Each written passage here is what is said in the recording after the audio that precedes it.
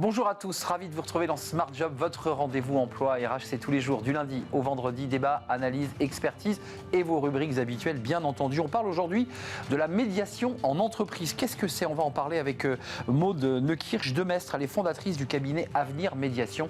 Elle est notre invitée. Smart Philo, la vérité ou la confiance? Avec un point d'interrogation, on fera le point avec Thibaut Brière, on répondra à cette question.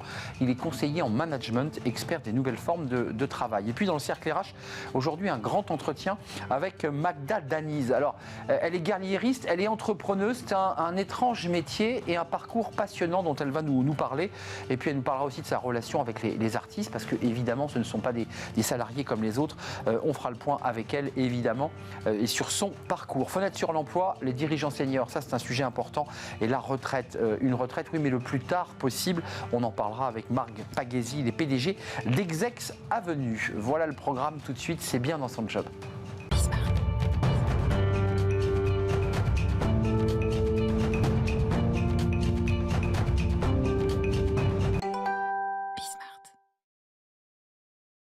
La médiation en entreprise, quand la situation devient complexe, tendue, difficile, on fait appel à un médiateur, une médiatrice, et on en parle avec Maud Neukirch Demestre. Bonjour Maud. Bonjour. Ravi de vous accueillir. Vous êtes fondatrice du cabinet Avenir Médiation. Alors c'était intéressant, c'était une toute petite entreprise, mais de 1, vous êtes passé à 6. Exactement, en 10 ans, puisque je l'ai créé il y a plus de 10 ans.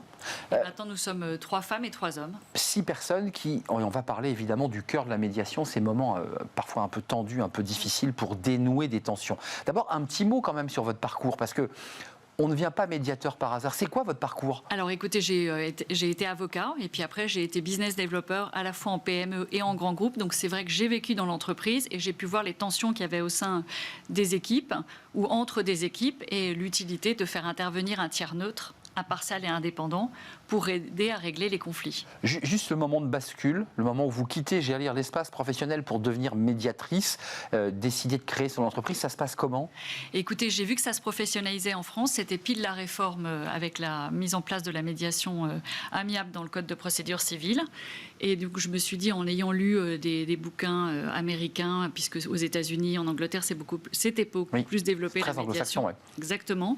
Je me suis dit qu'il fallait que je me forme, que je fasse ça d'une façon professionnelle. Donc je me suis formée, j'ai passé le diplôme universitaire de médiateur. J'ai été même aux États-Unis, à Harvard, me former, en Angleterre, pour voir un peu comment ça se passait.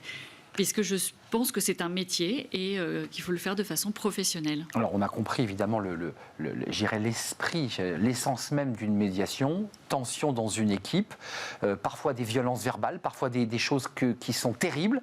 Et puis bien l'entreprise fait appel à vous, appelle votre cabinet et vous dit écoutez, cabinet Avenir, venez vite. Il y a quoi? Il y a un rôle de pompier, il y a un rôle où on apaise. Comment vous définiriez ce rôle? Alors c'est vraiment un rôle de facilitateur parce qu'on va prendre l'exemple de 2 salariés qui ont un conflit, mais au sein d'une équipe, on sait très bien que ça aura des répercussions sur les autres. Mais en tout cas, comment je commence? Je fais un entretien individuel par salarié pour qu'ils me connaissent, qu'ils comprennent en quoi va consister la médiation. Et après, je les mets ensemble en réunion plénière. Quand ils acceptent. Hein. Quand ils acceptent, exactement. Parce que c'est la liberté de rentrer en médiation, vous avez tout à fait raison de le préciser. On les informe, je les informe, puis après, ils décident s'ils veulent ou non rentrer en médiation. Il faut vraiment... Vous avez des cas précis où, malgré vos efforts, malgré, je dirais, votre technicité, parce que ça joue aussi beaucoup dans la psychologie, dans l'écoute. Exactement. L'autre vous dit, il est allé trop loin, ça ne sera pas possible. Oui, bien sûr, il y en a qui disent qu'ils sont harcelés. Alors moi, souvent, je suis appelée pour des cas de harcèlement. Donc l'idée, c'est en médiation de faire un peu en entretien individuel, un diagnostic, voir si c'est faisable ou pas, et surtout si les deux acceptent. Donc il y a des cas où ils n'acceptent pas, ils préfèrent avoir un rapport, un diagnostic risques psychosociaux, plutôt qu'une médiation. Parce qu'ils veulent quelque chose d'écrit, parce qu'en médiation, et tout va rester confidentiel aussi. Hein. C'est la confidentialité des échanges. Il y a un débat, on est dans l'oralité, mais malgré tout, vous prenez des notes. Pourquoi? Parce que vous êtes assermenté, c'est-à-dire que les notes et les documents que vous allez produire pourront un jour peut-être servir en cours d'appel, non? Non. Tout ce qui est dit en médiation reste en médiation. C'est vraiment la confidentialité des échanges. Il y a un article du Code de procédure civile. Non, ce qu'on doit, quand on est nommé par un magistrat pour être médiateur, parce qu'il y a 2 types de médiation, une médiation judiciaire ou une médiation conventionnelle. Important de le préciser. Exactement. Et en judiciaire, ce qu'on doit au magistrat à la fin, c'est on lui fait un rapport, mais on lui dit simplement il y a un accord, ça veut dire que les parties vont se désister d'instance et d'action, ou il n'y a pas d'accord, ça veut dire qu'elles vont continuer leur procédure. En volume, c'est quoi? C'est du judiciaire ou de l'entreprise là, Moi, je fais moitié-moitié. Moitié-moitié. Oui, parce que vraiment, le judiciaire s'est développé, parce que maintenant, il y a des injonctions d'information à la médiation. Donc, et l'idée, c'est quand on informe à la médiation, c'est de transformer en médiation. C'est un métier passionnant. Vous n'avez pas envie d'écrire des romans sans dévoiler, évidemment, parce que vous avez devant vous des histoires humaines totalement incroyables. Complètement. J'ai déjà écrit un petit livre qui s'appelait « Conflits, prenez l'avantage » sur la gestion des conflits avec une psychologue du travail qui s'appelle Gwenaëlle Hamelin. Et on donnait des cas. Mais c'est des petits exemples. C'est vrai qu'il faudrait approfondir. C'est quoi c'est le sel de la vie? C'est les horreurs de la vie? C'est la misère du monde? C'est la vie en général. Les gens, on vit tous avec le conflit. Hein. Tous les jours, on a du conflit. Mais ce qui est intéressant en médiation, c'est de le gérer. Si on gère le conflit, c'est productif. Si on ne le gère pas, ça détruit de laisser les choses sous le tapis. Et c'est vrai que mon mode de fonctionnement, il est pragmatique. Et voilà, et j'aide les personnes à avancer en mode solution par mon questionnement. Votre double compétence, avocate, mais aussi venant de l'entreprise, des PME, qu'est-ce que ça vous apporte de plus par rapport aux autres, aux médiateurs traditionnels? Maîtrise du droit, on l'entend, voilà, et puis une connaissance de l'entreprise. Exactement, connaissance du droit. Et donc c'est important parce que je fais souvent les médiations avec les avocats qui sont présents avec leurs clients. Donc si on trouve un accord, ça sera l'avocat qui va rédiger le protocole transactionnel. Donc si vous voulez, j'ai pas de crainte par rapport à l'avocat puisque j'ai été avocat. Il n'y a pas l'appréhension de se dire l'avocat est là. Vous parlez en confrère. Ex-confrère, voilà. Ex-confrère. Et ensuite en conventionnel, pardon, et la suite. Non, mais quand même, sur la fin, c'est l'aboutissement de votre métier. C'est quoi? Il y a une forme de joie quand on sort et vous dites on est parti très loin. Et j'ai réussi grâce à un volume, c'est quoi? C'est combien d'heures là, de médiation quand on arrive au bout de l'histoire? En fait, un conflit entre deux personnes, les moyennes, j'avais à peu près regardé dans mes dossiers, c'est une dizaine d'heures. Dizaine d'heures. Voilà, pour à peu près 70% de mes dossiers. Puisqu'il y a 2 entretiens individuels d'1 heure, 1 heure et demie, à peu près, et 2 réunions plénières de 3 heures chacune, avec des temps entre les 2 réunions plénières. À peu près 15 jours, 3 semaines. Donc sur une période maximum de 2 mois, en 10 heures, on peut avoir résolu un conflit. La typologie, on peut plaquer une typologie dans la médiation, dans les 7 heures qui restent, c'est-à-dire les 2 plénières de 3 heures, où chaque histoire est différente, chaque situation est différente. Exactement. Et à chaque fois, quand vous rentrez, vous dites « je ne sais pas ce qui va arriver ». Exactement, c'est tout à fait ça, parce que chacun a ses valeurs, des intérêts, des besoins différents, et c'est vraiment mon rôle de les faire s'écouter et que chacun se mette à la fenêtre de l'autre. C'est pas spécialement être d'accord avec l'autre, mais c'est entendre son point de vue. Quand on comprend le point de vue de l'autre, que par rapport à ses valeurs et son intérêt, il réagit comme ça, on arrive à faire basculer. À chercher des intérêts communs. Avant de nous quitter, Maud, évidemment, je cherche à vous challenger un petit peu parce qu'il y a des cas de figure de harcèlement d'un homme vers une femme, par exemple, où lorsque vous examinez ce qui s'est passé, vous avez quand même plutôt envie de prendre position pour la femme. Comment ça se passe là? Comment on garde une neutralité pour que chacun puisse s'exprimer? Il y a des moments où vous êtes traversé aussi par votre subjectivité, je vous vois sourire. Alors, je fais rarement harcèlement, on dirait c'est des suspicions de harcèlement sexuel, ça j'en fais rarement. Et en morale, c'est pareil en morale. Oui, j'en ai fait très peu. J'en ai fait plus entre des femmes. Et en fait, on se rend compte que c'est de l'incompréhension la plupart du temps. J'arrive pour le moment à évaluer et à refuser de faire des médiations si c'est trop fort lors des entretiens individuels. Je ne me lance pas là-dedans. Donc quand vous sentez qu'il y a trop de violence, trop d'agressivité? Ou une supériorité de l'un sur l'autre, on va dire. Merci Maud Neukirch de Metz, fondatrice cabinet Avenir Médiation, 6 collaborateurs, 6 salariés, 3 femmes médiatrices, 3 médiateurs, et vous qui pilotez c'est une incroyable entreprise, je trouve, de vivre de l'intérieur ces moments de forte tension que vous dénouez, parce que c'est tout l'intérêt de l'aventure. C'est une véritable aventure. Merci beaucoup. Merci beaucoup pour votre invitation. Merci Maud. Restez avec nous encore un instant. On tourne une page, c'est Smart Philo, et on va parler avec Thibaut Brière de la confiance. On en parle avec lui. Smart Philo, la vérité ou la confiance? Non, ce n'est pas un Pictionary ou ce n'est pas un jeu de société avant Noël, c'est un vrai sujet de philosophie sur une question posée à l'entreprise et on en parle avec Thibaut Brière. Bonjour Thibaut, ravi de vous accueillir, conseiller en management, expert des nouvelles formes de travail, Toxic Management, je le rappelle, c'est votre livre sorti chez Robert Laffont. Vous posez cette question qui est fondamentale, la vérité ou la confiance? Qu'est-ce que vous voulez dire par là? Je veux dire par là que moi, qui interviens souvent en entreprise, je vois que le mot de vérité est dans toutes les bouches. dans toutes les bouches. On parle tout le temps non, pardon, pas le mot de vérité, je me suis trompé. Confiance. Le mot de confiance est dans toutes les bouches. Et que parfois, justement, j'ai observé, et ça fait partie, c'est l'une des dimensions du livre donc, que j'ai écrit, que vous avez bien voulu citer, une instrumentalisation justement de la confiance. C'est-à-dire qu'au nom de la confiance, parfois, on en vient à exiger de collaborateurs que justement, eh bien, ils se taisent, ils couvrent un certain nombre de réalités, de pratiques, précisément pour entretenir un ethos de confiance, un cercle de confiance. Si tu es de confiance, justement, eh bien justement, tu ne peux pas, tu ne saurais me trahir. Et on en vient à des abus en la matière. Oui, à terme, éventuellement. ça ressemble à la méthodologie de la secte. Oui, il faut faire attention à ça, précisément. Une confiance bâtie sur un mensonge, ça dure jamais bien longtemps. Eh bien, ça peut, Arnaud. Détrompez-vous. Ça peut durer longtemps. Regardez, par exemple, l'épisode Enron avec la double comptabilité qui durait depuis des décennies. Eh bien, avant l'effondrement d'Enron, il y avait justement une confiance des investisseurs, une confiance des marchés, une confiance des salariés en ce que disait la direction. L'illusion communiste elle-même, elle a duré des décennies et des décennies. On peut prendre les exemples en la matière, sont nombreux. Regardez le scandale du Mediator. Eh bien, son innocuité enfin, il est passé pour sain pour la santé pendant des décennies. Et donc, aujourd'hui, de grandes et moyennes entreprises avec les moyens qui sont les leurs ont les moyens d'entretenir cette confiance. Ils ont les moyens parfois de ficeler un petit peu la parole salariée en interne. Ils ont des moyens juridiques importants. Et donc, ils ont les moyens d'entretenir un écosystème de confiance.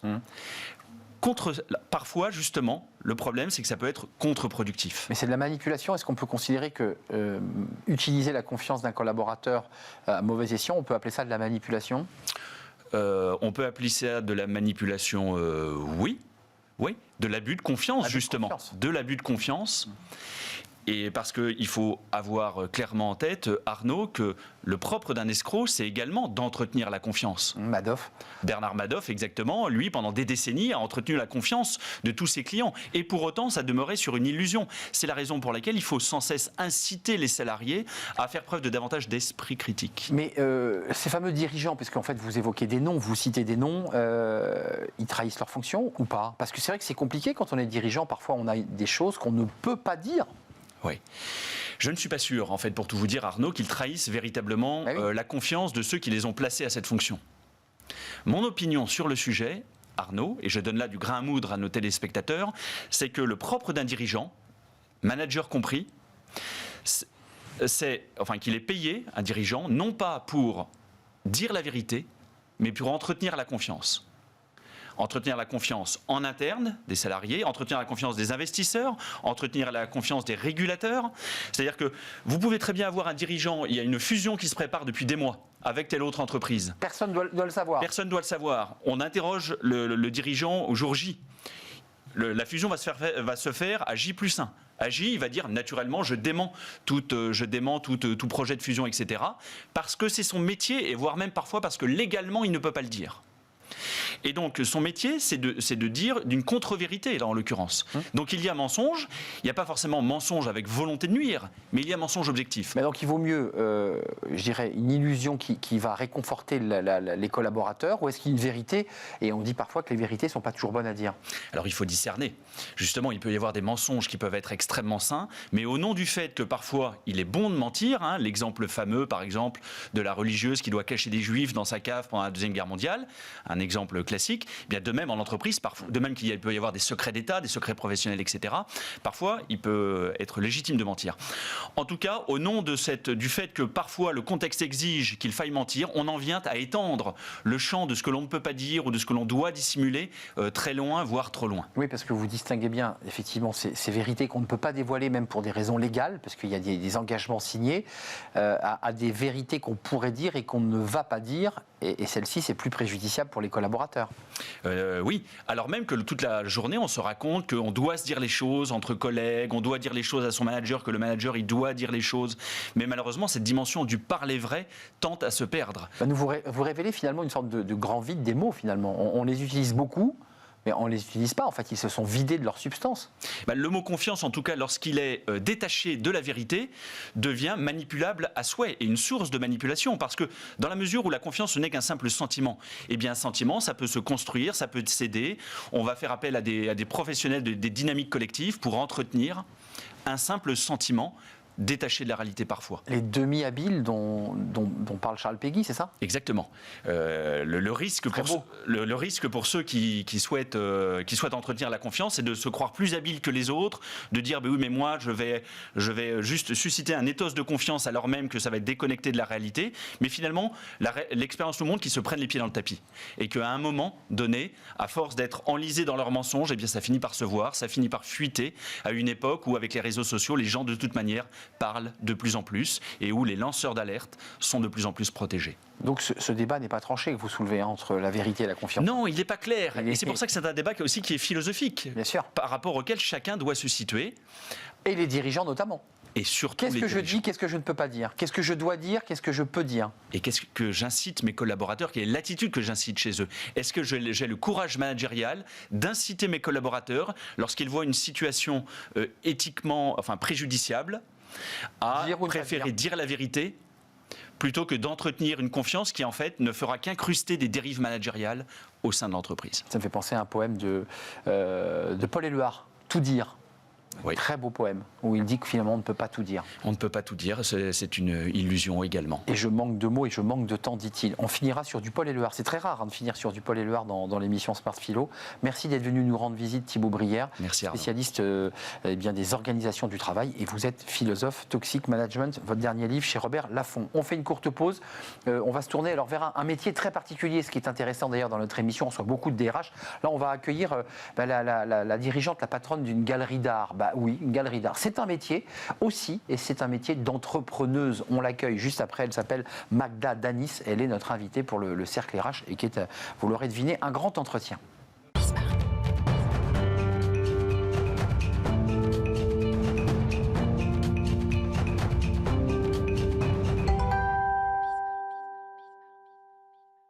Le Cercle RH est un grand entretien aujourd'hui. Alors, on a l'habitude de recevoir des DRH de très grandes entreprises, 10 000, 15 000 salariés, qui nous expliquent leur processus de recrutement. Aujourd'hui, on a fait un petit pas de côté. On reçoit une entrepreneuse, et une entrepreneuse de l'art. Magda Danis, merci d'avoir répondu à notre invitation.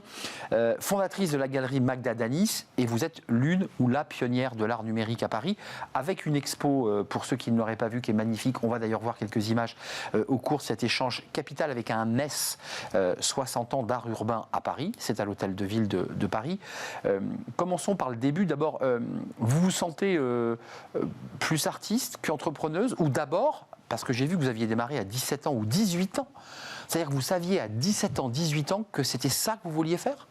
Oui, alors je ne suis absolument pas artiste, je suis effectivement entrepreneuse. Dès l'âge de 15 ans, je voulais monter ma boîte.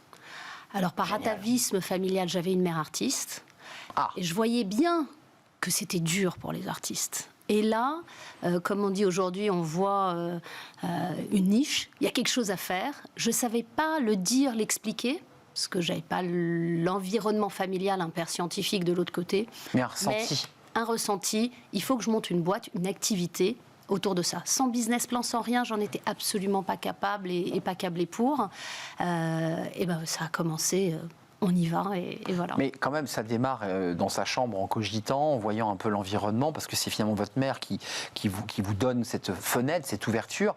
Mais ça démarre par quoi? On va repérer un local, on va repérer des artistes. C'est quoi la première étape? La première étape, en fait, et je pense que c'est le conseil que je donnerai à tout entrepreneur aujourd'hui, et c'est le conseil que je donne à des artistes, qui sont des mini-entrepreneurs, en fait. On va y venir. Mais c'est d'abord les rencontres. Il y a certes un environnement familial, un mix entre une partie artistique, une partie scientifique. Donc peut-être que dans une tête d'enfant, ça se montre comme ça. Mais ça, on aurait pu en rester là. Ce sont des rencontres qui ont tout fait. Pour ma part, la rencontre avec Léo Castelli, qui est le marchand d'art de la deuxième moitié du XXe siècle aux États-Unis. C'est une légende chez nous. Mais comment vous le rencontrez? Par hasard, presque. Galeriste de ma mère allemande qui me dit si un jour ce métier t'intéresse, voilà le monsieur qu'il faudrait rencontrer. C'est lui la référence. Voilà. On a 15 ans, on ose, on va dire bonjour monsieur, et jusqu'à ce qu'il décède, on est resté en contact et ça m'a, je dirais, poussé un peu. Et les rencontres, elles sont clés. C'est une des rencontres. Je dédicace tous les livres que je commence. Je mets un petit aléo toujours parce qu'il est là. Mais il y a d'autres gens que j'ai pu rencontrer. Et ça peut être des rencontres brèves aussi. Quelqu'un qui sera plus dans la finance et qui dit ça va être dur. J'ai des souvenirs des gens qui m'ont dit les banques elles vont pas t'aider, tu choisis pas le domaine facile. D'autres personnes qui vous donnent l'envie. C'est bien d'avoir la personne inspirante qui va vous donner, qui va mettre des petits cailloux sur le chemin, mais enfin après très concrètement, j'ai vu que vous aviez ouvert, je crois que c'est rue Keller, votre première galerie, me semble-t-il, à 18 ans. C'est-à-dire on a 18 ans, vous êtes à peine majeur, il faut un local, il faut quand même payer la location, il faut quand même les mettre le courant. Enfin il y a tout ça à vivre. Alors j'en avais 17, je venais de passer mon bac français. D'accord. Et il fallait s'inquiéter pour le bac. Et ce qu'on fait après le bac, parce que j'avais un deal avec mes parents qui sont juste des intellos, il n'y avait pas de fortune familiale. Ils m'avaient dit tu peux faire ce que tu veux, si tu as besoin on t'émancipera, passe le bac. Mais tu continues tes études. Attention, mon père rêvait que je fasse Polytechnique, pardon. J'ai pas réussi. Elle est galériste. Mais voilà, donc il y avait ce deal. Comment on commence ? Très naïvement. Et je pense que pour tout entrepreneur, la naïveté, le rêve, c'est le meilleur moteur. C'est-à-dire que si j'avais su tout ce qu'il fallait faire, je ne l'aurais pas fait. Oui, ça c'est vrai. Si on nous disait la manière dont on va escalader la montagne, on ne partirait pas sur la paroi. Donc on choisit d'abord un lieu. Ça c'est important. Un lieu, puisqu'on est galeriste. Bon, on a dit qu'on allait faire des expositions. On achète un marteau et des clous. Et puis après, on dit avec qui je vais commencer ? Ça, c'est le sujet. Comment ? Donc ça s'appelle aujourd'hui créer une programmation. Même pas l'idée que c'était un terme. Et voilà, et ça commence comme ça, et on fait brique par brique. Vos deux premiers artistes, les 2-3 premiers artistes qui vont accepter de poser leurs œuvres dans un local tenu par une mineure. C'est qui ? Alors, dans ceux, il y en a avec qui je collabore encore, donc c'est ça qui est assez étonnant. Il y avait par exemple des artistes d'art urbain qui à l'époque n'étaient même pas un mouvement. C'était vraiment des gens qui avaient 4-5 ans de plus que moi. Ça vous intéressait indépendamment du business, parce qu'on n'arrive pas à distinguer là, dans ce que vous nous racontez, même s'il n'y a pas de business plan, le moment où l'entrepreneuse se dit il y a une niche économique et je peux gagner de l'argent, ou j'adore cet art et je veux l'exposer. C'est plutôt né comme ça, c'est plutôt né d'une naïveté, d'une passion, et la partie entrepreneuse business est venue bien plus tard. J'ai mis des années, j'ai un parcours très laborieux, parce que c'est dur. C'est très dur, et ça l'est encore plus quand vous n'avez pas idée de ce que vous faites. Première déclaration de TVA, j'ai pleuré. Alors, comme mes parents avaient dit, il faut faire des études, j'ai fait une école de commerce. Je me suis dit, ça va m'aider pour mieux comprendre. Que dalle, ça a aidé pour plein de choses, mais pas pour ça. Enfin voilà, c'était... On n'apprend pas la TVA. Non, pas du tout. Ni l'URSSAF, ni des choses... Voilà, on ne sait pas tout ça. On a une éducation entrepreneuriale très maigre quand on commence. C'est vrai. Donc ça commence par la passion et des artistes, par exemple des gens qu'on voit aussi encore aujourd'hui, d'ailleurs qui sont des artistes importants comme John Wan, qui est dans l'exposition Capitale à l'Hôtel de Ville, donc ils m'ont fait confiance. JR aussi ? Alors JR, c'est arrivé plus tard. Parce que lui, vous avez quand même des artistes. Voilà. Mais effectivement, des rencontres, toujours des rencontres. Vous êtes entrepreneuse, très jeune. Qu'est-ce qui fait qu'ensuite ça matche ? C'est la façon dont vous vous comportez avec les artistes, la manière dont vous leur présentez les choses, la façon dont ça va matcher. Qu'est-ce qui fait que... Je mettrai en premier lieu la valeur travail. À partir du moment où vous défoncez pour quelqu'un, que ça soit votre employé, votre fournisseur ou un artiste qui est un peu entre les deux, mais il fait partie de l'équipe, quasiment de la famille. Il est central. Si vous vous défoncez pour lui et qu'il y a quelque chose qui se passe, vous construisez des choses pour ceux avec qui vous travaillez. C'est comme ça que vous les gardez. Mais c'est la même chose pour des employés. Moi, j'ai la chance d'avoir des gens, je touche du bois, avec certaines personnes depuis 17 ans. Et parce qu'on vit une aventure ensemble, l'aventure entrepreneuriale. C'est intéressant ce que vous racontez, c'est la fidélité des collaborateurs engagés dans une aventure entrepreneuriale. Et puis c'est aussi d'avoir, je mets des guillemets, des prestataires qui sont vos artistes et qui vont accepter. Ils sont entre les deux. C'est quoi leur statut d'ailleurs ? Le statut d'un artiste. Qu'est-ce que vous dealez avec eux ? C'est un contrat ? C'est un contrat de représentation, plus ou moins exclusif selon les artistes. C'est vraiment du tailor-made. Là, on est pour chacun en fonction aussi de ses ambitions, de ce qu'il projette, de ce qu'on a encore à inventer. On a parlé du digital avec des artistes bien avant la mode NFT. Donc, comment on fait ? Celui-ci, par exemple. Là. Ça, c'est une femme. C'est une femme.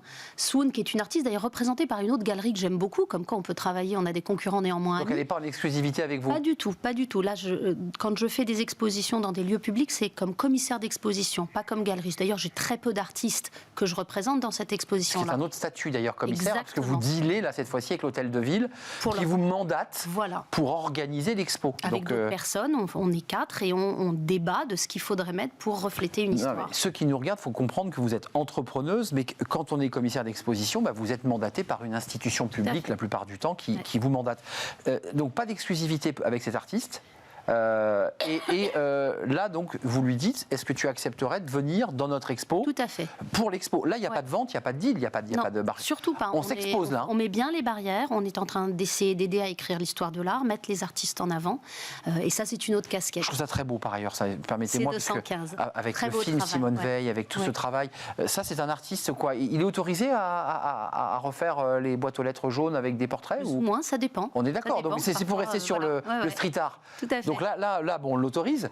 On oscille entre les deux, toujours entre l'ombre et la lumière, comme on le résume dans l'exposition, c'est-à-dire, et depuis le début du mouvement. Et ça, c'est très attrayant pour des gens comme nous qui sommes, finalement, nous, on est juste au premier rang d'un opéra magnifique qui est en train de se dérouler devant nous. Donc on en profite et on essaye de les aider, de leur donner les moyens de trouver leur public. Parce que ça, c'est un artiste qui est révélé, connu, mais très underground. Enfin, ça me fait penser à la chanson d'NTM, Paris sous les bombes, où le rap démarre aussi avec le graphe. Il est dans cet esprit-là. NTM d'ailleurs qui ont commencé en tant que graffeur. Mais bien sûr, ils graffaient comme ça, courant pour échapper aux policiers qui essayaient de les empêcher. Mais c'est ça aussi l'adrénaline de l'art. Il y a beaucoup de choses qui sont révélatrices de notre société et nous on essaye, en tant qu'entrepreneurs, de les soutenir dans toutes ces aventures. Entrepreneuse. Évidemment, commissaire d'exposition, on vient de voir quelques exemples, peut-être celui-ci ou cet artiste-là. Dran et Rero, deux artistes. Deux artistes, français, espagnol Français. Pareil, street art, freestyle. Ouais, street art avec deux directions très différentes qu'on a voulu justement montrer dans les options actuelles, très figuratives d'un côté et beaucoup plus dans l'écriture de l'autre. Tout ça est un héritage du graffiti de la première heure. Oui, c'est vrai, notamment les premières couleurs avec la bombe. On raconte beaucoup d'histoires. Ouais. Et troisième volet qui me semble être intéressant dans l'ère dans laquelle nous vivons, qui est l'ère du numérique. Là, ça, c'est une autre étape aussi dans votre aventure entrepreneuriale. C'est l'avenir, parce que vous avez évoqué brièvement les NFT, l'idée que des grandes marques de luxe commencent à acheter des territoires, des terrains pour que les avatars viennent. Est-ce que vous y croyez? Est-ce que vous pensez c'est une nouvelle source artistique, de développement artistique? C'est un peu comme pour l'art urbain, souvent on me dit c'est une nouvelle mode. Je dis pas tout à fait, il y en avait déjà dans les années 60, mais bon, voilà. C'est pareil pour le digital. Il se trouve que pour plein de raisons, je fais partie du conseil d'administration du Cube, qui est un centre d'art numérique qui existe depuis plus de 20 ans et qui s'est toujours échiné à faire des choses magnifiques. Alors maintenant, il y a comme on dit, un time to market qui fait qu'effectivement, en tant qu'entrepreneur, quand j'ai des artistes qui veulent faire des NFT, je leur dis là, on a vraiment quelque chose à faire. Donc on va avoir le 23 novembre prochain au British Museum, j'annonce la nouvelle série d'un collectif NFT Obvious, qui est assez connu. Incroyable. Donc une belle aventure. Vous savez qu'on soit concret, parce qu'il faut nous prendre par la main sur ces sujets, c'est pas aussi simple. Un artiste fait son œuvre et il va avoir un NFT qui est un codage numérique, on va pouvoir acheter un morceau de l'œuvre, on est d'accord? Alors on achète un morceau de l'œuvre, mais on achète aussi une aventure artistique qui est différente. On achète autre chose. Je dis souvent, on achète des droits et des devoirs. C'est-à-dire qu'on va acheter des droits, l'accès à une sorte, comme on disait avant, un fan club. C'est ça, la communauté en fait. Des accès à d'autres choses. Privilégiés. À une œuvre, on pourrait imaginer dans le métavers, qui se déploie. Dans le monde réel, vous avez une œuvre tangible à une dimension donnée. Là, elle va se déployer. Elle pourrait même se déployer après que vous l'ayez achetée. Elle pourrait s'agrandir.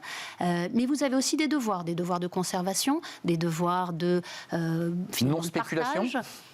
C'est l'enjeu du NFT. Ça peut être un droit ou un devoir. Voilà, tout ça peut être codé. Et c'est ça qui est très intéressant. Mais vous, l'entrepreneuse que vous avez été, Rue Keller, pour revenir comme ça sur cette jeune fille de 17 ans, le chemin parcouru est incroyable.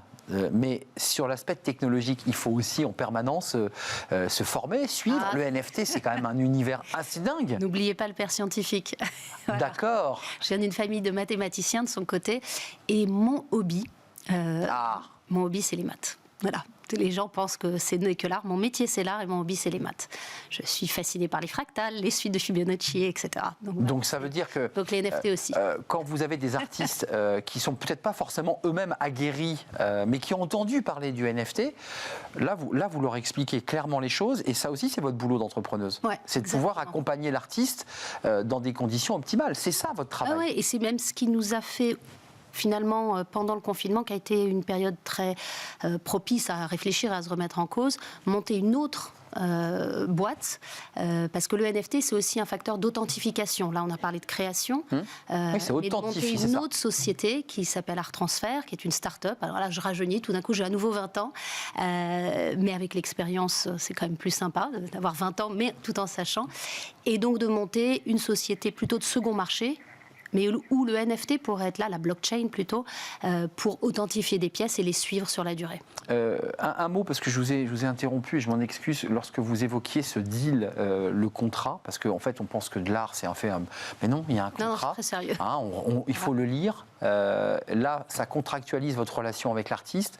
Là, vous prenez une quote-part sur la vente de l'œuvre. Comme tout commerçant finalement. Hein, n'oubliez pas. C'est votre marge. Exactement. Et les galeristes, on appartient plutôt dans les codes APE au domaine des commerçants. Hein. Et moi, ça vous choque pas? Pas du tout. Non. Il n'y a pas de raison.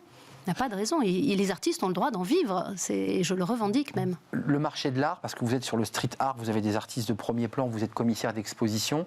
C'est un marché en développement sur le plan économique, sur le plan, je dirais, du business. Comment se situe la France par rapport au marché américain, par rapport au marché chinois? Comment ça se passe? Alors, les données, elles montrent très clairement une prédominance du marché américain. Ensuite, vous avez le marché anglais, qui est la moitié du marché américain, et puis nous, on est encore la moitié du marché anglais.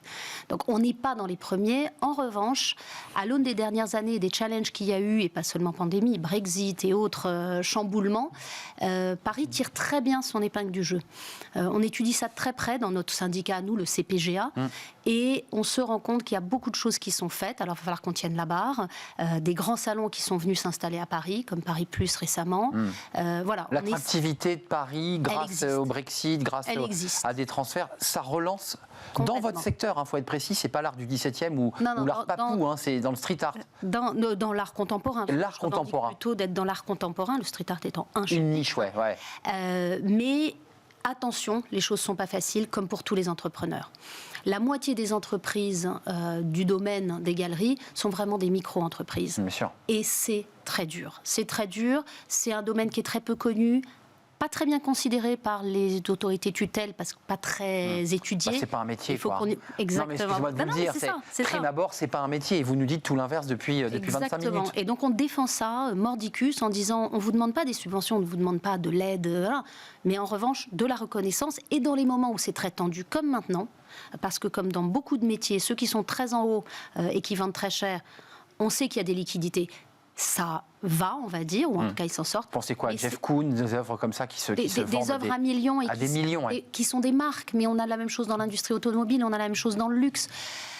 Et chez nous, il y a quand même beaucoup d'entreprises très très fragiles, donc on a peur. On a peur, oui. Combien de salariés là aujourd'hui? Vous êtes à la 15. tête 15 salariés. Une toute petite entreprise. Petite entreprise, 15 salariés. Oui, c'est une petite entreprise, mais il faut quand même verser des salaires tous les mois. Parce que c'est l'entrepreneuse que vous êtes, c'est aussi l'angoisse de l'entrepreneuse. Tout à fait. Mais ça, on vit avec comme tout entrepreneur, oui. Alors Nicolas Jucham nous a promis quelque chose à nous faire découvrir. J'aimerais que vous le commentiez. Je ne sais pas si c'est cette œuvre-là. Voilà. Ça, c'est quoi, Magda? C'est l'exposition actuelle à la galerie, pour le coup. C'est ça.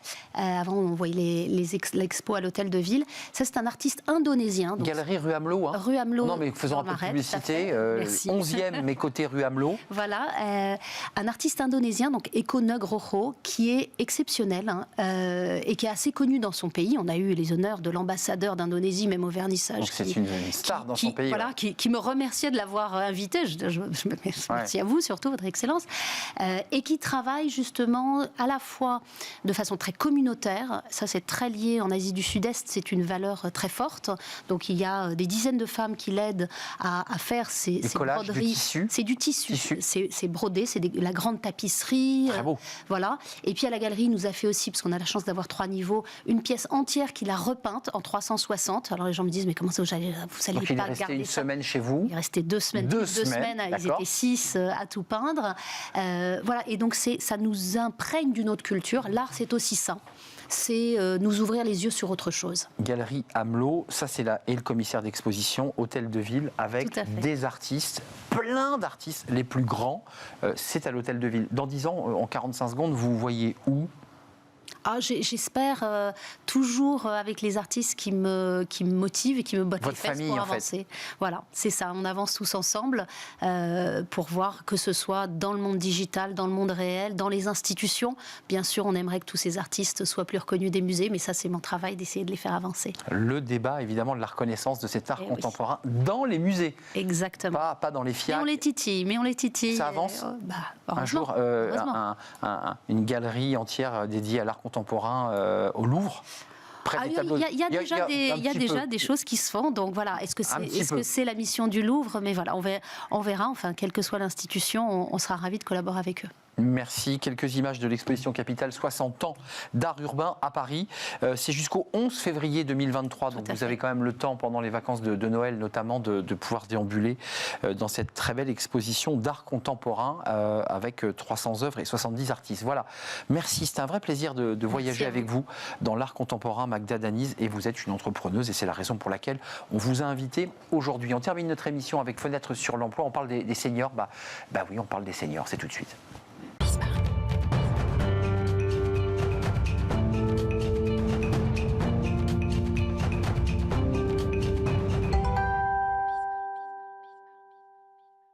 Fenêtre sur l'emploi, on parle des seniors.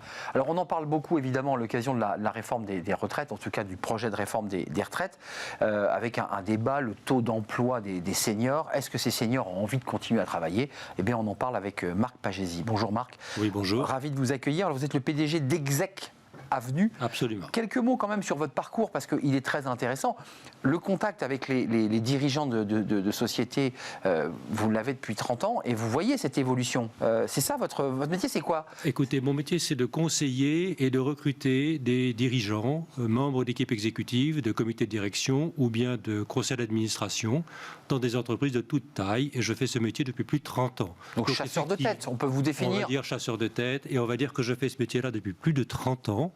Et donc, j'ai effectivement vu l'évolution des mentalités depuis 30 ans sur le sujet des seniors. Alors, là, avec vous, on va vraiment rentrer de plein pied sur le sujet parce qu'on a un débat. Certains nous disent, mais les seniors, à partir de 55 ans, certains ne veulent plus travailler. Vous avez sorti une étude qui est très intéressante et globalement, on va revenir sur les chiffres, mais ces seniors ont envie de continuer à travailler. On est d'accord? Absolument. Je peux même dire que les seniors sont prêts à l'emploi. C'est-à-dire que les seniors sont immédiatement disponibles et compétents pour travailler. L'étude fait ressortir que 55% des dirigeants seniors souhaitent travailler au-delà de l'âge légal de la retraite. Et plus on avance et plus on se rapproche de l'âge de la retraite, plus ce pourcentage augmente, puisqu'il atteint même 80% pour les personnes âgées de 60 à 64 ans. Alors, il faut quand même préciser pour nos téléspectateurs que ce sont des seniors dirigeants ou des gens qui ont eu des responsabilités importantes tout au long de leur carrière. Il y en a 53% dans l'étude, je trouve ça très intéressant, qui se disent très préoccupés par le risque de ne pas avoir la possibilité de continuer de travailler. C'est-à-dire qu'il y a une sorte de mouvement de marée inversé. Au moment où certains seniors disent « moi je suis usé à 55 ans », vous avez un public de gens compétents, diplômés, ayant une forte valeur ajoutée, qui disent mais ne nous empêchez pas de bosser. C'est ça le message. C'est absolument le message. Ces personnes souhaitent que les mentalités changent. La seniorité dépend évidemment des métiers. Un sportif, il est senior à 30 ans ou à 35 ans. Vous remarquerez qu'un certain nombre de journalistes opèrent toujours à plus de 70 ans. Donc on peut, je ne sais pas si c'est bien d'ailleurs. Je ne sais pas, mais en tout cas on peut remarquer que la seniorité est extrêmement variable suivant les métiers et nous nous adressons aux dirigeants, aux membres des comités, aux des membres des comités exécutifs et des conseils d'administration et des comités de direction. Donc ce sont des cadres dirigeants ou des dirigeants d'entreprise. C'est des personnes aussi qui portent en eux une philosophie, pour ne pas dire une éthique, c'est la liberté. Laissez-nous libres de continuer à travailler et d'exploiter nos compétences. 65% dans votre étude, ça aussi c'est intéressant, considèrent et pensent qu'une réforme visant à reculer l'âge de départ en retraite serait une mesure pertinente à mettre en place. Ils font donc partie de ceux qui soutiennent le président Macron. Ce sont les supporters. Clairement. Absolument affirmés, je dirais, de la liberté de pouvoir travailler autant qu'ils le souhaitent, étant bien conscients qu'ils ont des choses à apporter. Quand même un mot sur leur statut, parce qu'on a fait plusieurs émissions sur des cadres dirigeants, pas forcément des dirigeants, mais des cadres qui étaient managers. Beaucoup aspirent à la liberté, à l'envie de travailler, mais dans des statuts très différents de ceux de salariés. Est-ce que ça, vous le confirmez ? Alors, on le confirme absolument. Aujourd'hui, une part importante des personnes qui ont été mises au banc des entreprises continuent à travailler sous des formes différentes. On va dire sommairement du management de transition ou du conseil. Il y a probablement une manière d'amplifier tout ceci en assouplissant, je dirais, un certain nombre de règles qui leur permettraient de continuer à travailler sous la forme du salariat. Ça serait quoi l'assouplissement ? La première chose, c'est probablement d'assouplir les règles de cumul emploi-retraite. C'est ça. Certainement. La deuxième chose, c'est de réfléchir à l'époque, je dirais, du télétravail, à une plus grande flexibilité du travail tout au long de l'année. On pourrait imaginer qu'il y a des périodes où ils travaillent moins que d'autres, suivant les vacances, suivant le soleil, etc. etc. Et puis, probablement aussi de mettre en place un indicateur, un index indicatif, non pas coercitif, mais indicatif, sur le taux d'emploi des seniors dans les entreprises. Nous savons bien que... Le MEDEF n'en veut pas, vous avez vu. Je sais bien, mais je sais bien que ça a été mis en place sur les sujets de parité, et comme par hasard, la parité, et la France fait partie maintenant des championnes d'Europe en termes de parité. Marc, vous militez, vous faites partie de ceux qui militaient sur, et vous n'êtes pas le seul d'ailleurs, la NDRH et quelques autres, des avocats se sont engagés sur ce sujet de créer l'index de manière à pousser l'entreprise à faire des efforts. Exactement, simplement qu'il y a un état de l'évolution des mentalités et de la société qui fait qu'il faut être dans le flux. Et si on est à côté, eh bien, on a envie de le rejoindre assez souvent. Ce qui dit index, quand même, avant de nous quitter, dit bonus-malus, c'est-à-dire il faudrait fixer un seuil par rapport à un nombre de salariés, de seniors de plus de 55. C'est ça l'idée. Hein. On peut fixer des règles, tout ceci est à débattre. Il n'est pas nécessaire, je dirais, d'avoir des formules de pénalité, en tout cas des règles de transparence et des bases de communication entre les entreprises pour savoir celles qui sont dedans et celles qui ne sont pas dedans. En un mot, le travail que vous faites, vous, c'est que vous découvrez quand même des personnes de plus de 55 ans, voire même de 60 ans, qui vous disent « mais laissez-moi aller jusqu'au bout parce que je suis heureuse de travailler ». Je vais vous raconter peut-être deux histoires. Rapidement. Hier soir, j'étais avec un DRH de grand groupe français qui a 59 ans et qui a souhaité quitter son entreprise parce qu'il a envie de repartir pour un challenge pour 5 ou 6 ans. Voilà, ça c'est important. Et il est prêt naturellement à adapter sa rémunération parce que le monde peut être différent. J'ai aussi recruté un directeur général d'une entreprise industrielle de 30 millions d'euros de chiffre d'affaires, PME internationale, qui a accepté de baisser sa rémunération de 20% pour prendre cette responsabilité et il a 58 ans. Merci Marc Pagési, vous avez raison d'évoquer aussi l'idée que les seniors sont aussi capables de baisser leur rémunération pour continuer à vivre des aventures entrepreneuriales. Merci de nous avoir rendu visite. PDG de Exec Avenue, chasseur de tête, et vous les accompagner dans plein de situations. Merci d'être venu avec votre étude à découvrir sur votre site Exec Avenue. L'émission est terminée. Merci à vous, merci à toute l'équipe évidemment de m'avoir accompagné. Merci à Théo pour la réalisation, merci à Héloïse pour le son, merci à Nicolas Juchat et merci à Lily pour l'accueil invité. Merci à vous pour votre fidélité. Je serai là demain évidemment. D'ici là, restez fidèles à nos programmes. Bye bye.